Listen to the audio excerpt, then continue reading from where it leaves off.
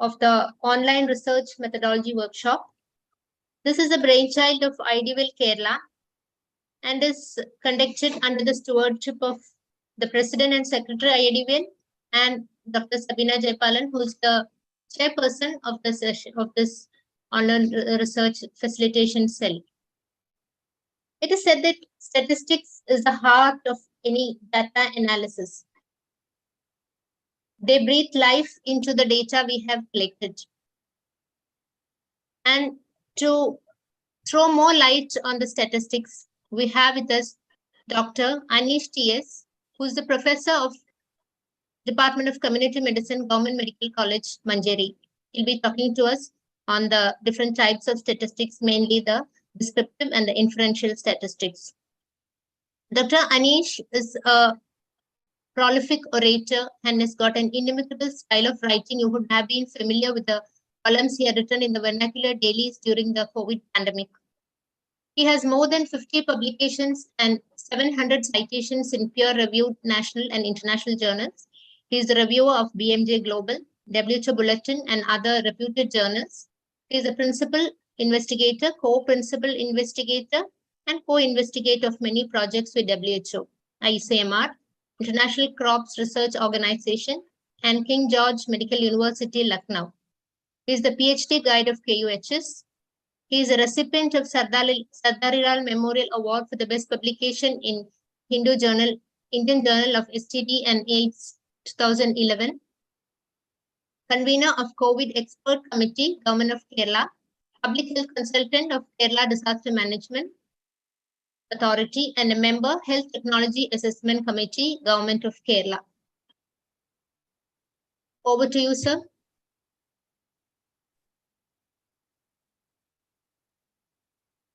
Thank you.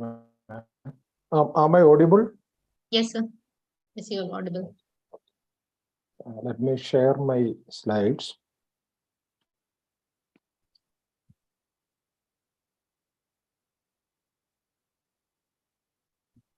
I hope my slides are visible.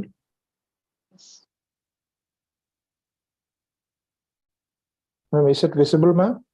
Yes, sir. Okay, thank you. It's visible, sir. Yes. Okay, today, thank you for the introduction. Today we are going to discuss something about the descriptive statistics and inferential statistics while we are doing research work. So these are the two terms that we used very commonly, that descriptive statistics and inferential statistics. So what is the meaning of descriptive statistics? What is the meaning of inferential statistics? Descriptive statistics means you are trying to describe your data or your sample. So we know that we usually conduct studies in samples. So we may have maybe what is the proportion of males, what is the proportion of some kind of skin disease in your sample. That is the descriptive statistics part of that. Inferential statistics is actually you are telling something about the population from where this sample is drawn with using the data that is available in the sample. So sample will speak about the population. That is the meaning of inferential statistics. For example, in your sample, a particular skin disease, for example, psoriasis.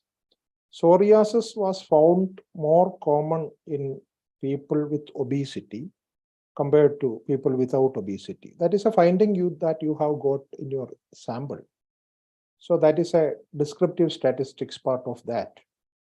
But that doesn't mean that the psoriasis is more common in obese individuals than in non-obese individuals as a true state of affairs, or that is in the population. That may be the only finding that you have got in sample. That may be an erroneous finding also. So inferential statistics will help you to find out whether it is a true matter of affairs or it is there in the population also, or in what confidence you can say that the particular thing is there in the population also. So to understand it very clearly, descriptive statistics is the data that you have obtained from your sample And inferential statistics, you are projecting the data that you have obtained from your sample to the study population. So these are the two aspects of statistics, biostatistics, that we use in medical research.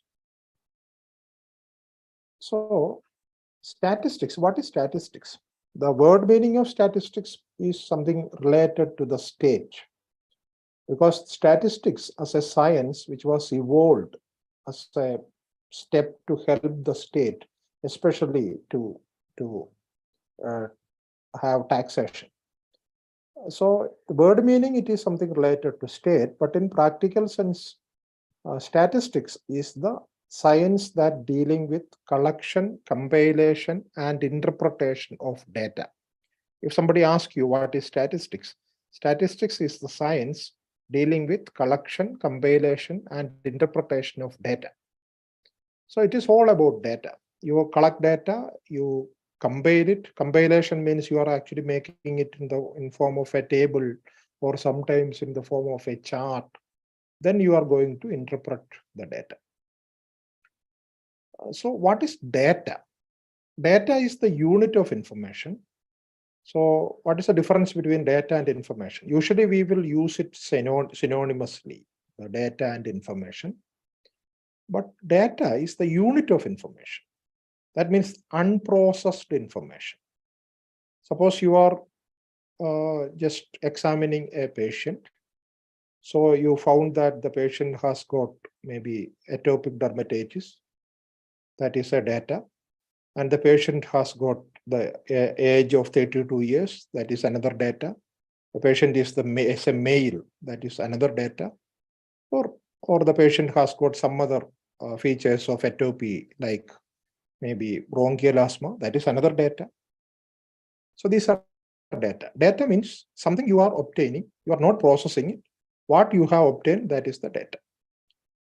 Once you process it, data will be converted to information. Information is the processed data. So the data that we are handling of different types, mainly categorical data and quantitative data. Whenever you are conducting a study or you are doing a thesis, you are dealing with mainly two types of data. One is categorical data and second one is quantitative data. So categorical data means you can just see the data categorically. For example, gender. If you are saying something about gender, that data is categorical. So because gender is not something to be measured, rather it is something to be categorized. So male and female, that is a categorical data. But if you go for age is a continuous data or a quantitative data, because it is something to be quantified. So if you ask the question, how much is your age? If you ask about gender, what type of gender do you have? So what type? Type is categorical and how much is the quantity. So it is mainly, it is our simple things that you might have learned in your UG classes in medical curriculum. So categorical data and quantitative data, categorical data of different types. One is dichotomous data. Dichotomous data means only two options are available. Usually that kinds of variables are very rare, where you are going to get only two types. Even gender is not dichotomous, that you know. You cannot categorize gender or sex as male and female because other genders are also there. One person may be physically male, or she may be feeling that she is mentally female. So what is the gender? What is the sex? Is it that of the body or is it that of the mind? So many things will be there. So there is a lot of categories inside the gender. So in true sense, dichotomous data is very, very rare. But as we doctors, we are dealing with a lot of dichotomous data because health is actually a science which is dealing with dichotomy. So you are interested in whether the person is healthy or unhealthy, or the person is suffering from a particular disease or not, if the patient is alive or dead, or something like that. So we are tend to categorize people in a dichotomy. So dichotomous data is very important for us. So that is one type of data. And second one is you have got more than two categories, but these categories are independent and there is no hierarchy. For example, your blood group. You cannot say that blood group A is superior to blood group B or something like that. There are different types of blood group or different types of skin complexion or different types of hair colors or different types of ethnicity. And all these things are polynomial data. We may be dealing with a lot of polynomial data. And third type of categorical data is ordinal data. Ordinal data means there will be some relationship between the grades. For example, grade of a skin disease or grade of a skin cancer or maybe symptoms, mild, moderate, severe, or something like that. So in an analytical point of view, you have to think that data is of two types. I'm making it very simple and we may have only maybe 1 hour to discuss. So just think that data is of two types, that is categorical data and quantitative data. And categorical data are of three types: dichotomous, polynomial, and ordinal. For quantitative data, you can classify the quantitative data in different terms. Some people classify quantitative data to discrete data and continuous data, but I am using a different types of classification because it is important while you are analyzing your data. Whenever you are getting a quantitative data, just like age or hemoglobin or something like that, then you just think whether the data is symmetrical in its distribution or it is asymmetrical in distribution. Now I am using another term, that is distribution. What is distribution? Distribution means the pattern by which the particular outcome can fall or the pattern by which the data can behave. That is the distribution. For example, dichotomy or dichotomous variables has got a distribution. Most commonly, it may be a binomial distribution. That means two categories. If you have got a new data of gender, that person may be a male or maybe a female, either male category or they are going to a female category. That is a binomial distribution. Polynomial distribution means they have got different categories. Ordinal distribution means they can have categories that is related to by its order or something like that. Similarly, you look at quantitative data, how the data is behaving. Okay, that is known as distribution. Most often, the quantitative data will be having a symmetrical distribution. Symmetrical distribution means it will be just, we have already studied in our undergraduate days that if you plot data in a paper, a graph paper, for example, you are plotting the height of children in a classroom in a graphical paper, you can see that a few people will be having very low height, a few people may be having very high height, and most of the people will be having an average height. You just think about a graph paper.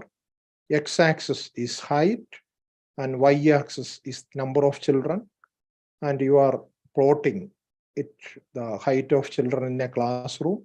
You can see that the maximum number of people will be having average height and most of the people will be having the average height only, but very few people will be having very low height, but similarly very few people will be having very high height also. But definitely the distribution will be symmetrical, just like a bell shaped as bilaterally symmetrical bell will be the shape of that distribution.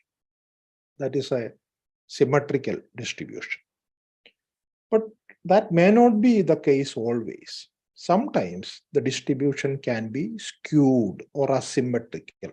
That means it is not a bilaterally symmetrical bell. Rather, it may be having a tail and a head. It will be having a shape of a tadpole. ഒരു വാൽമാക്രിയെ പോലെ ഇരിക്കും. A tail is in one end and head is in another end.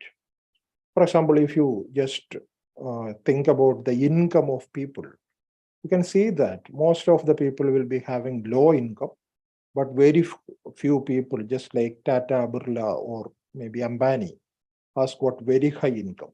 So the number of people in very high income group will be very, very low, but most of the people, large number of people will be in the left-hand side or the low-income group, and very few people will be in the high-income group. So you will get a distribution that is there, maybe largely numbers will be more in left-hand side and number will be very low in right-hand side. So the distribution will be having a head on the left-hand side and will be having a tail on the right-hand side. So based on the tail, where the tail is located, the distribution is positively skewed. Distribution is named after the where the tail is located. If the tail of the distribution, tail means the lower number of observations. Wherever lower number of observation is there, that will constitute the tail. In case of income, lower number of observations will be in the higher income groups. So it will be having a positively skewed distribution. Similarly, if you just go for the distribution of birth weight, okay, suppose in a situation it is maybe a better socioeconomic strata group, most of the people will be having adequate birth weight, but very few people will be having low birth weight. Then you will get the distribution ulta pulta. That means the left-hand side, that is the low birth weight group, will be having low numbers, but most of the people will be having high birth weight. So it will be having a distribution which has got a tail towards left-hand side, but the head towards the right-hand side, which is known as a negatively skewed distribution. So you have to remember that the data is of two types, categorical data and quantitative data. If it is a categorical data, you just check whether it is a dichotomous data or a polynomial data or it's an ordinal data. If it is quantitative data, you just check whether it is symmetrical or asymmetrical, skewed, because your analysis is based on these things. That is why these things are very, very important. It is very easy to understand a categorical data, dichotomous, polynomial, or ordinal, but it may be difficult to check whether your quantitative data is symmetrical or asymmetrical. It is very difficult. Just by looking at your data sheet, you won't understand the distribution of the variable. So there are different techniques that you can use. A statistician may be helping you to measure the skewness. The skewness could be measured. Okay. Ideally, in a symmetrical distribution, the skewness will be 0, but it can fluctuate to the positive side or negative side. There are different types or different techniques by which you can measure the skewness or check whether it is a skewed data or a symmetrical data. There are so many techniques that I am not going to details. There are some statistical tests which is known as maybe Kolmogorov, Smirnov test, Shapurov's test, or something like that can be there.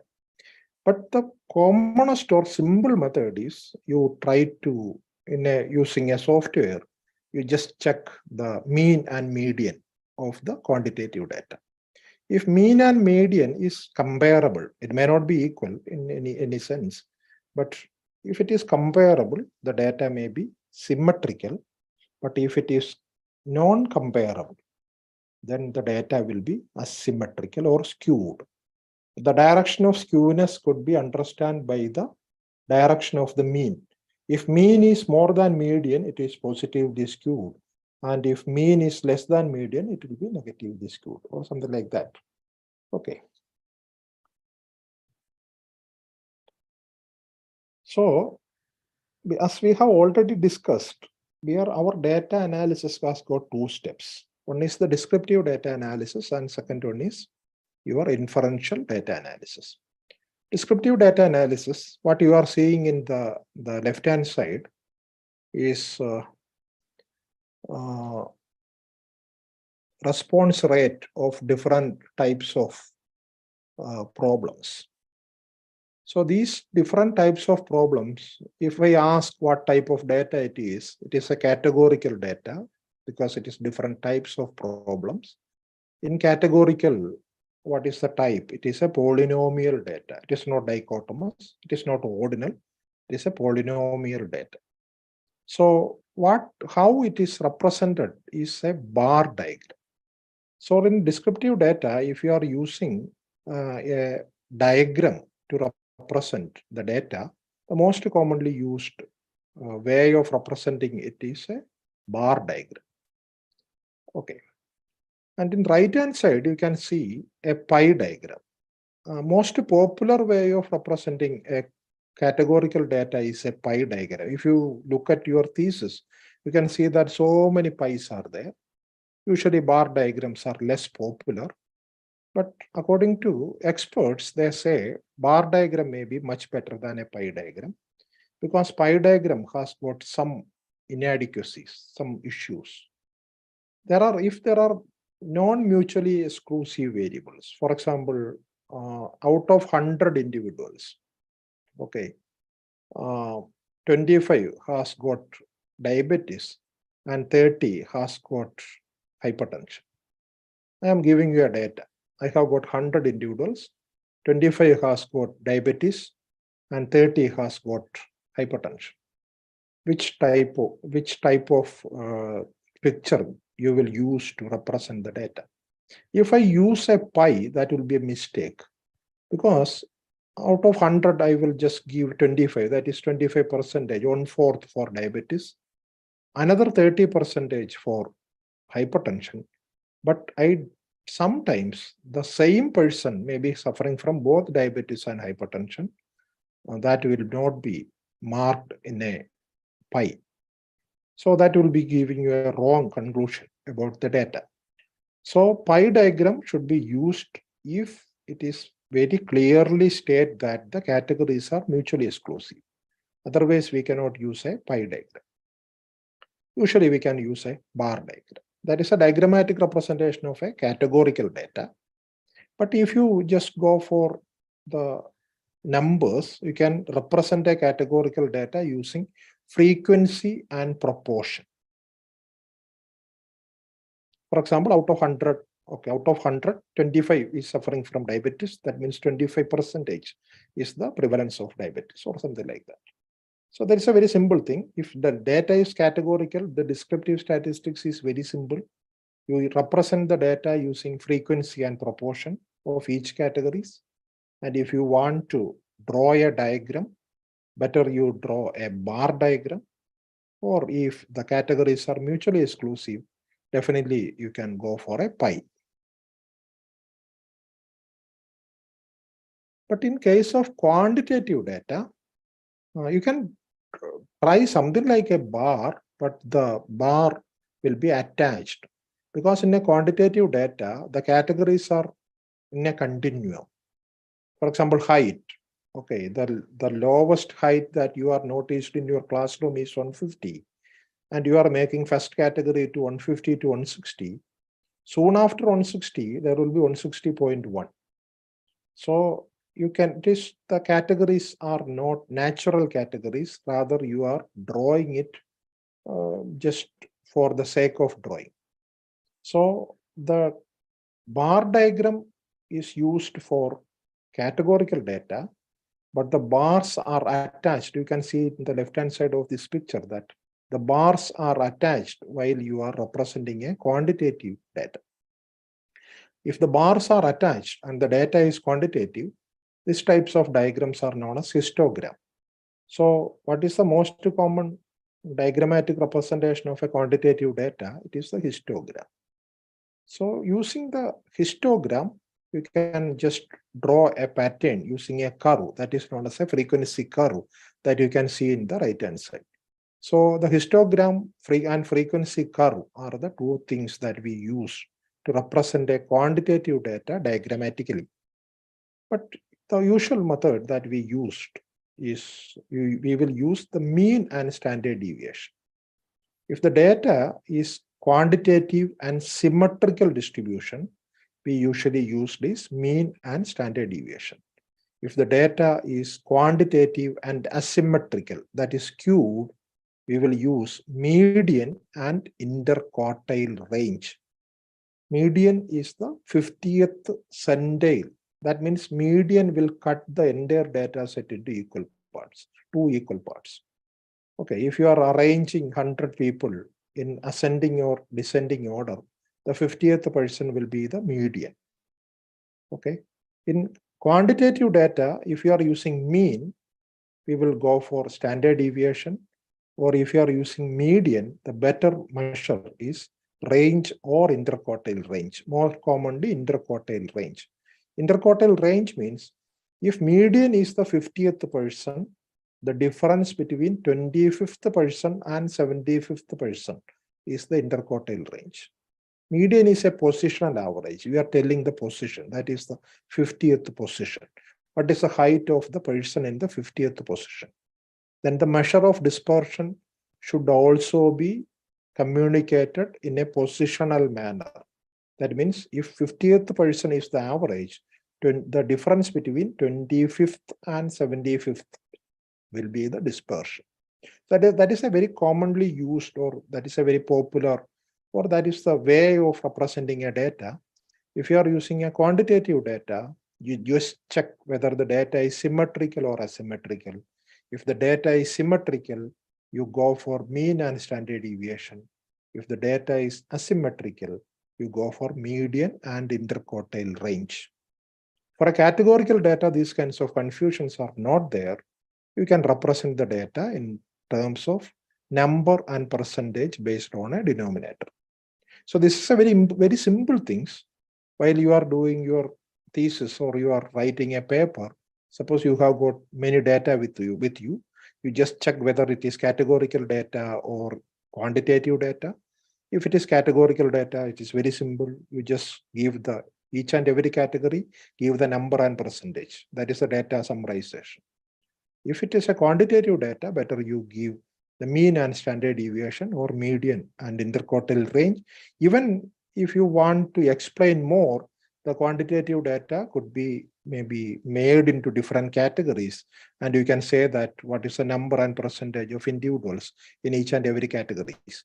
For example, you have got a data of 1,000 people and you want to give the age distribution. You can tell that, okay, these are this much number and percentage of people are less than 20 years. This much number is 20 to 40 years. This much number is 40 to 60 years. This much number is more than 60 years. That you can give, but that is you are in that exercise, you are actually converting the quantitative data to a categorical data. That is also there if you have got if your data or your what you are concluding out of data is relevant, even you can represent the data like that. But in that case, you are converting a quantitative data to a categorical data. Okay. Am I audible? Yes, sir, you're audible. Yes, sir. Yeah. Okay. Thank you. Okay. This is skewed data. Skewed data, usually we will categorize using median and interquartile range. Or you can use the measure of dispersion as a range. Range is the difference between minimum and maximum. In the right-hand side, you can see the skewness. What you are seeing in the middle is the symmetrical data where mean, median, and mode will coincide. You have learned a lot of things about symmetrical data. A prototype of symmetrical data is a normal distribution, and another distribution is known as T distribution. The only difference between normal distribution and T distribution is normal distribution has got very large number. T distribution may be having a very small number. That is then the whole assumptions of normal distribution may not be applicable to a T distribution. But T distribution is also a symmetrical distribution where mean, median, and mode will coincide. So normal distribution is otherwise known as Z distribution, and T distribution is T, or Z or T are the notations that we use to represent these distribution. So what you are seeing in the left-hand side, this picture is a negatively skewed distribution because its tail is towards the negative side and mean is towards the tail end. Here you can see a positively skewed distribution where the tail is towards the positive side and mean is dragged by the tail towards the positive side. In the distribution like this, first one and last one, we will go for median as a measure of central tendency and interquartile range as a measure of dispersion. Any popular data analysis software will give you median and interquartile range. Nothing to worry about that. If your distribution is more or less this one, that is a middle one, that is a symmetrical distribution, we can use mean and standard deviation to represent your data. So these are the simple things that we use usually in a descriptive statistical exercise. Now I am going for the inferential statistics part. In inferential statistics part, there are two different approaches. There are so many types of inferential statistics approaches are there. One is you are checking the confidence interval property to say about the population from the sample. Second one is the statistical inference using some statistical testing. And third option is conditional probability using Bayesian statistics models and all. Among these three approaches, the Bayesian is actually getting momentum now, but it is a very large or very difficult mathematical process, and I am not well versed in Bayesian mathematics. The other two are more popular. One is the confidence interval property, and second one is the statistical testing. Among these two, statistical testing is conventionally very popular and that we use in our thesis writing. Even we can write or we can use the confidence interval property also. What is confidence interval property? For example, I am doing a study. Okay. So, for example, Sabina madam has invented a new drug. So it's an antibiotic and its name is sabinomycin. So I have got this drug with me and I am using it for it is an antifungal and I am using for some fungal infection. Now I have got another molecule for fungal infection, that is fluconazole. So I am using, fluconazole is the comparator. Fluconazole will be going for the control arm and my new drug or new molecule is going for the intervention arm. So the treatment response in 1 week is my primary endpoint, and I found that the success rate of fluconazole is 75%, and that of my new drug is 80%. The success rate of fluconazole is 75%, and that of my new drug is 80%. The same thing can happen in any comparative studies. For example, I have got a hypothesis that, as I have already mentioned, diabetes is associated to psoriasis. So I found that among people with psoriasis, 70% of people are having diabetes. People without psoriasis, only 60% or only 50% of people are suffering from diabetes. So there is also a difference. Similarly, the difference could be noted in any kind of comparison between two groups. Again, I will come back to the original problem that my new drug is compared with the existing molecule, that is fluconazole. And I have got an advantage of 5% in favorable to my new drug. So what are the reasons for these things?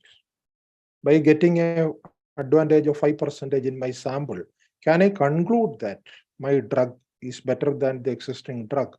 Or can I replace the entire treatment using fluconazole to my new drug? It is not possible.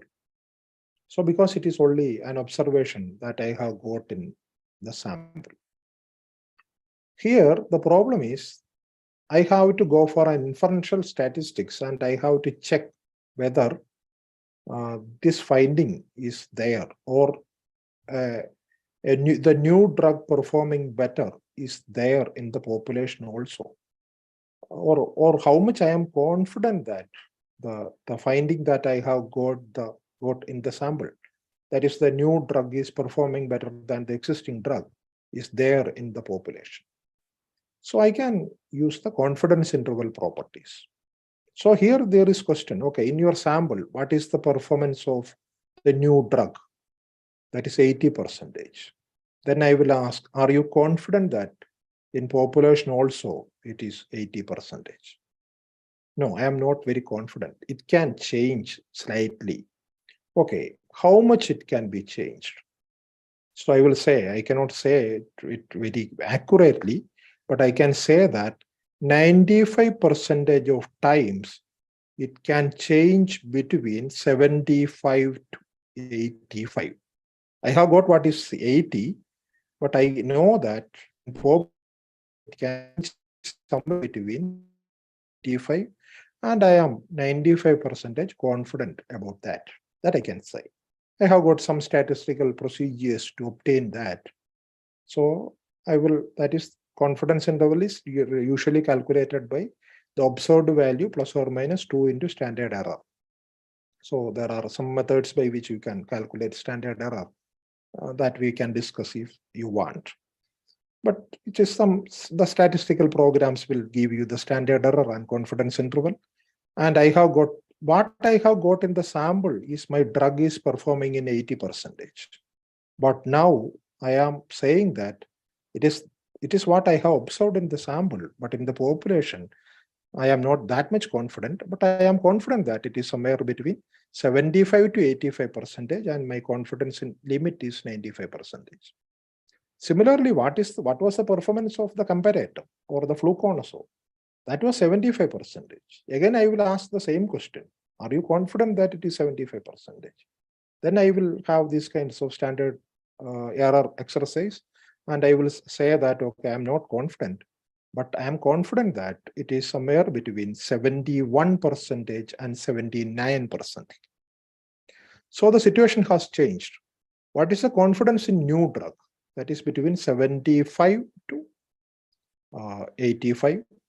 What is the confidence in old drug? That is between 71 to 79. That means the confidence intervals, the upper part of confidence interval for the comparator is 79, but the lower part of confidence interval of the drug is only 75. That means there are instances where the comparator is working better than this particular thing. So what you have obtained in your descriptive statistics will fail in the inferential statistics to say that the particular drug is effective in population. This is what we used in a confidence interval property. It's a very simple exercise. Anyone can learn and do. It's a very simple thing. Okay, that is one way of doing this, but I am not concentrating on that part. Rather, I will concentrate on the hypothesis testing using a statistical test. Because statistical tests are used very commonly. So we are also using statistical test, because at the end of statistical test, you will get a p-value. And most of us are fascinated by the word p-value. So I have already mentioned the differences are not actually true differences. The difference that you are observing in your sample, just in case of the new drug and fluconazole, what you are observing in sample are true or not true differences. There is a saying that the difference could be because of 3 reasons. Any differences could be because of 3 reasons, or any associations could be because of 3 reasons. Okay. One is a bias. That means a mistake. Knowingly or unknowingly, it is a mistake. For example, Sabina madam has invented the new drug, and as a non-clinician or as a person well-versed in dermatology, she has got tremendous experience, and she knows that what are the fungal infections that may cure spontaneously and what are the fungal infections that may not cure spontaneously.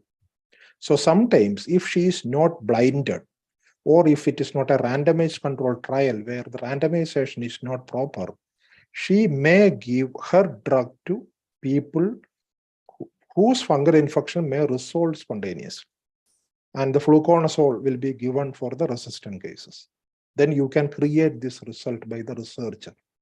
That is known as a bias. That is one of the types of bias.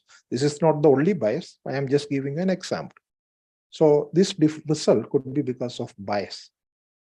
Second possibility is that it is by chance. Okay, in any comparison, the 2 things will not be equal. that is by chance. Okay, suppose equally good two children equally good in educational performance are going for an examination, but one child may score better than the other child because of the condition for that particular day or something like that. Okay, so it may be by chance. And third option is it may be actual also. Actual means her drug or the new invention is better than the existing one. So these three things are there. So whenever you are comparing or you are going for an inferential statistics or you are going for a comparative analysis, the difference could be because of three reasons. The bias could be minimized by the methodology because there is no statistical exercise by which you can minimize the bias. So that is why there is the methodology should be very, very optimum so that you have to do not have a bias in it. If there is no bias, you have got only two issues. One is it is because of chance, or sometimes it may be actual.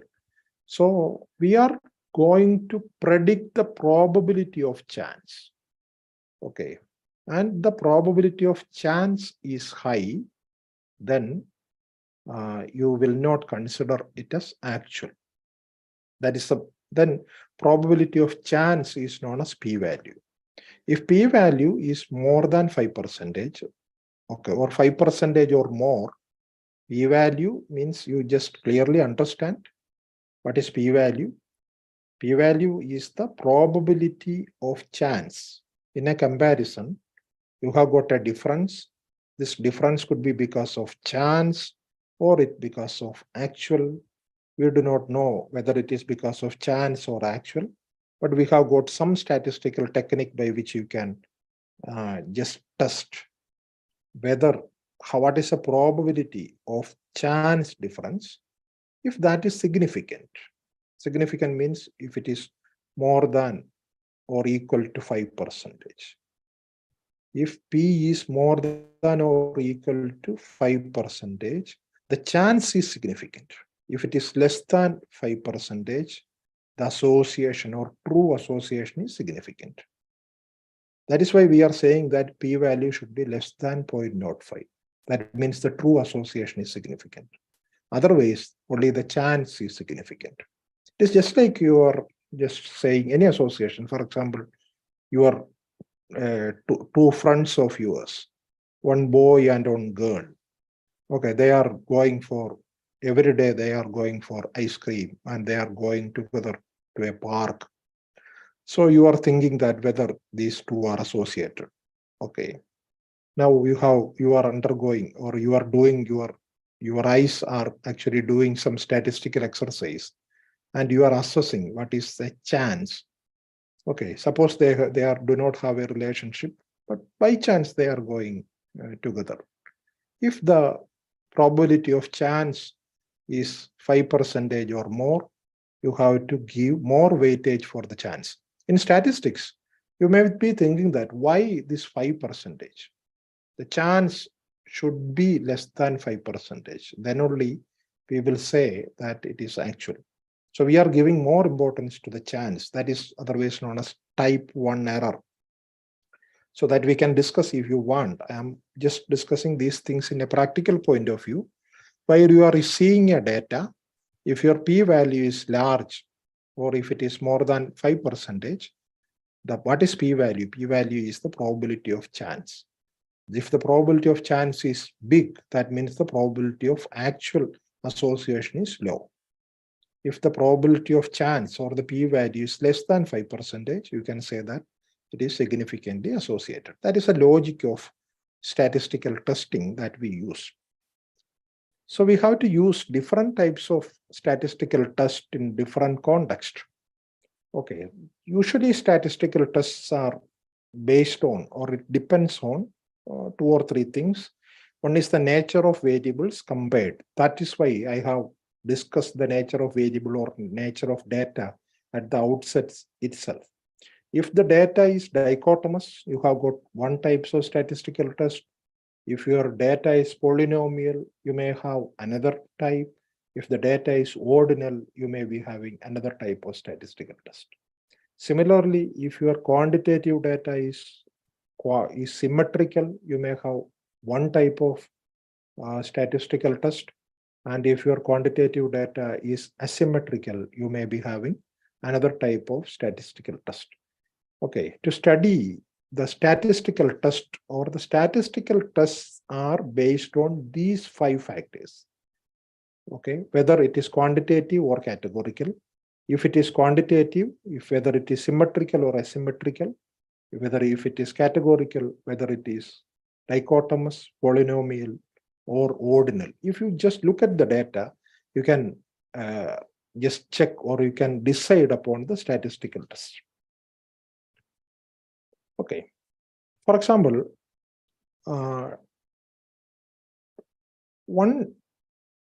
two variables are compared. One is a dichotomous categorical data. Another is a quantitative data. For example, male, female are compared in their height. Male have got a mean height. Female has got a mean height. So two means are compared. Then you are using a student's t-test. Student's t-tests are used when two means are compared. You have to be very careful. Okay. What is meant by two means are compared? Mean, if you want to compare mean, the data should be quantitative. And the data should be symmetrical. That is why mean. Otherwise, it would be median. Okay.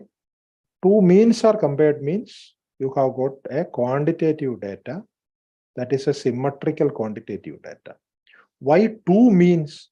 Because for one category, one mean, and another category, another mean. So that means there is a categorical data that is dichotomous. So I am giving you a context where two variables are there. One is a categorical dichotomous variable, and second one is a quantitative symmetrical variable. In that context, we will go for student's t-test. You can use maybe different context in your clinical practice. For example, suppose I have got a two types of can you give an example where you are checking a quantitative data with a categorical variable?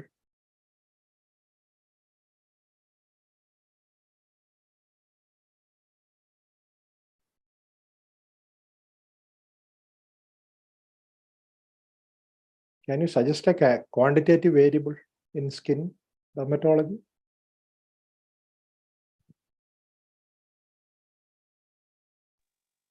PASI score, psoriatic area severity index. Okay, psoriatic area severity index, PASI score. Yes. PASI score is a quantitative variable. Okay. Now, suppose there are two types of psoriasis. One is palmoplantar psoriasis, and other is maybe, I do not know, the psoriasis X and Y. Psoriasis of two types, psoriasis X and Y. That is a categorical dichotomous variable. Okay. And the other variable is I am checking psoriasis X or Y in terms of PASI score. And I have got a hypothesis that psoriasis X may be having a high PASI score.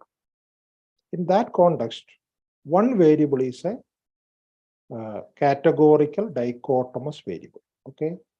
Another variable is a quantitative variable, but you have to check whether it is a symmetrical variable or an asymmetrical variable. PASI score can be asymmetrical also. Suppose it is a symmetrical variable, then you can compare the mean PASI score of psoriasis X and mean PASI score for psoriasis Y. In that context, we can do the student's t-test. Student t-test is done when two means are compared. Okay, you just understand what is meant by two means. Two means, mean means it is a symmetrical quantitative variable. Two means there is a categorical dichotomous variable also. So a category is the association between a categorical dichotomous variable and a quantitative symmetrical variable is done using student's t-test.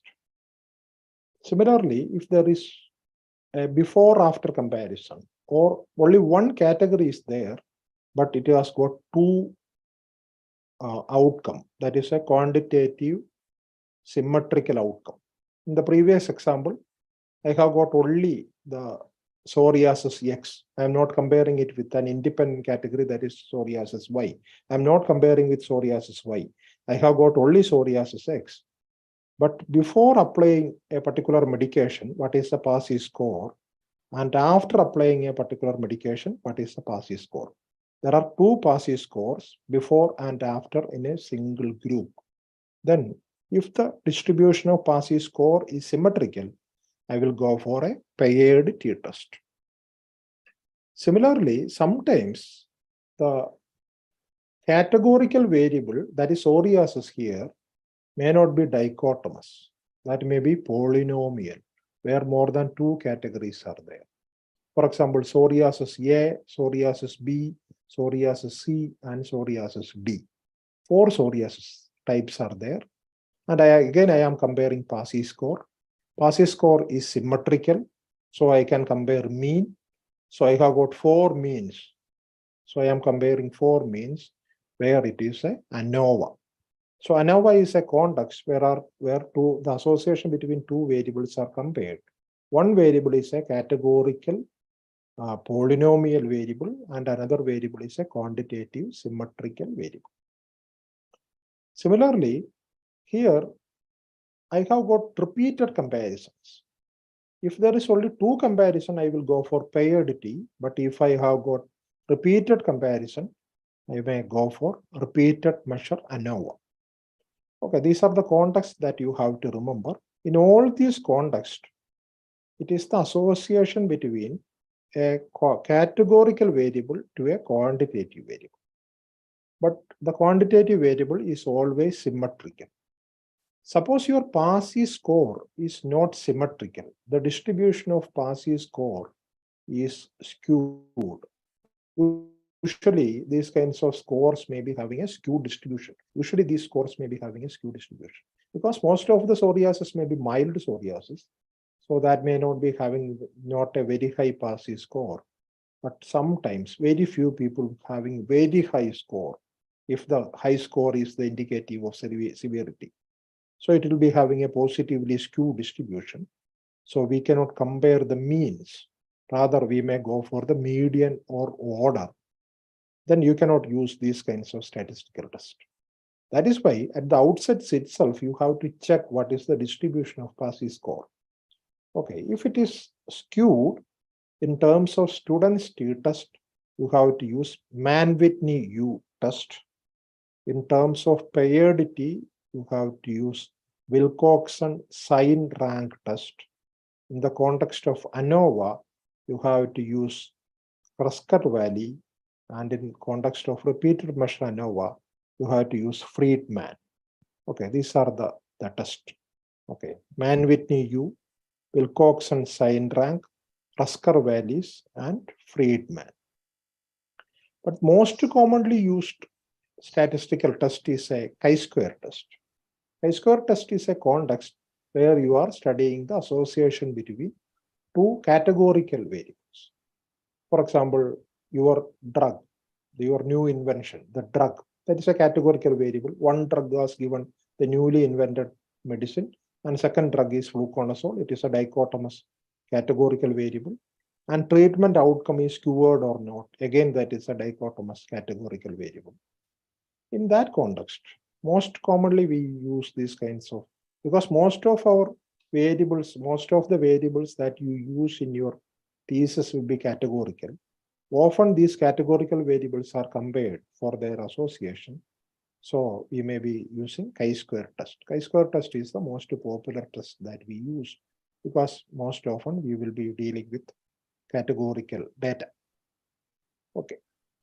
These are the, then when you are writing your analysis part in your article or in your protocol, you have to just mention how your variables are summarized, especially your outcome variable. If it is quantitative, you have to say that the outcome variable, this thing is summarized in terms of mean and standard deviation, or it is median and interquartile range, or if it is a categorical variable that you use maybe number and percentage. Okay, and you have to mention the name and context of statistical test used with reasons.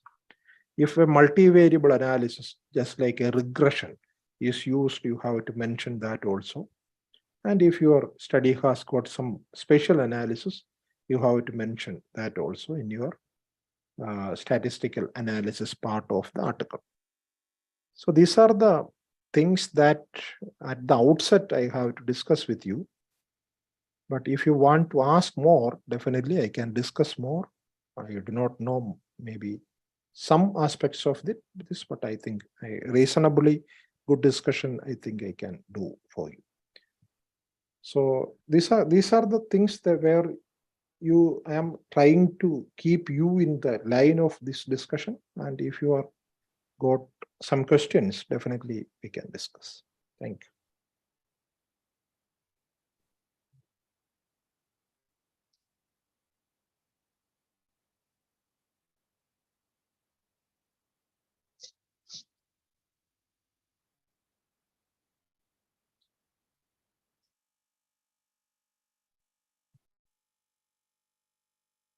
Any questions?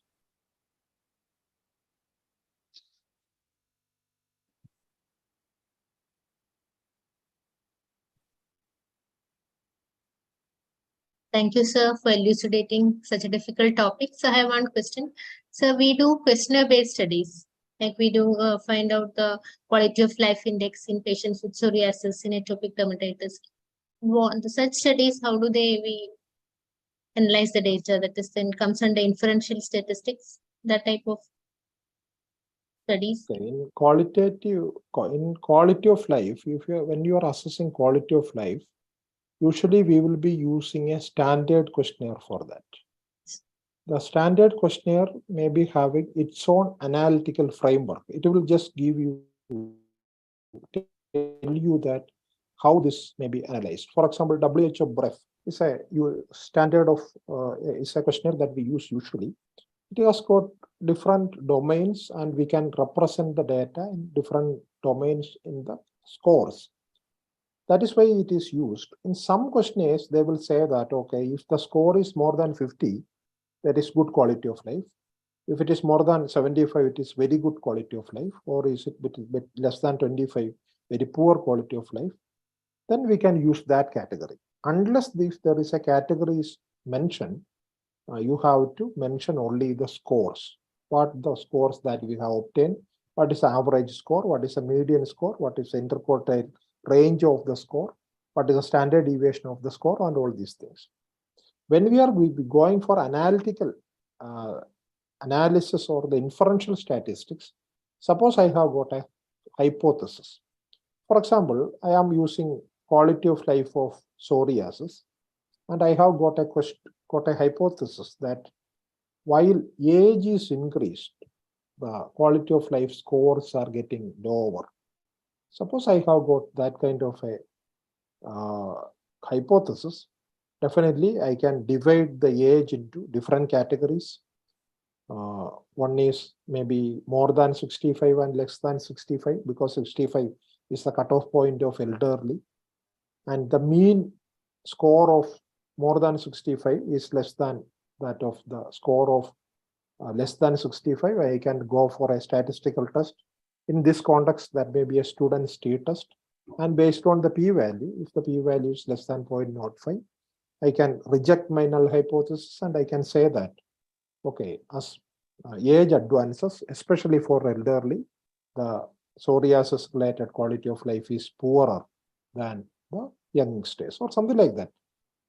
If you are going different age category, if you are using more than age category, for example, more than 2 age categories, maybe less than 45, 45 to 65, or more than 65, then the categories are 3. Then you have to go for ANOVA if the distribution of quality of life is symmetrical. Or you can keep age as a quantitative variable, and score is also a quantitative variable. then you can go for a correlation. But sometimes that may not be that much meaningful. And if the correlation coefficient is more than maybe 0.5, you can say that in 50% of context, as age advances, the quality of life is becoming poorer or something like that. So the analysis can be planned accordingly based on the data that you have got. Thank you.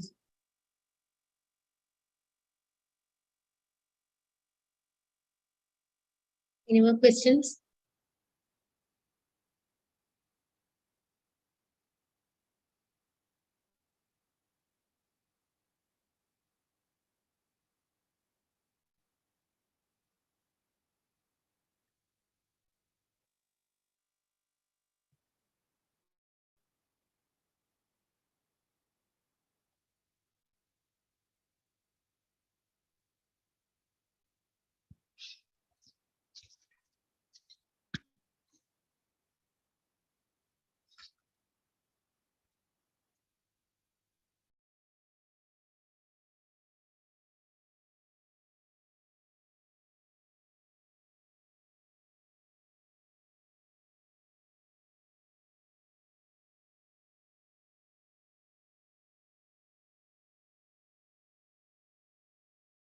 Thank you, sir. So you spent 1 hour telling us about the statistics, and I agree it is a very difficult topic, but you had made it easy for us. If there are no questions, I think we shall call it a day. Thank you, Dr. Anish. Thank you all participants.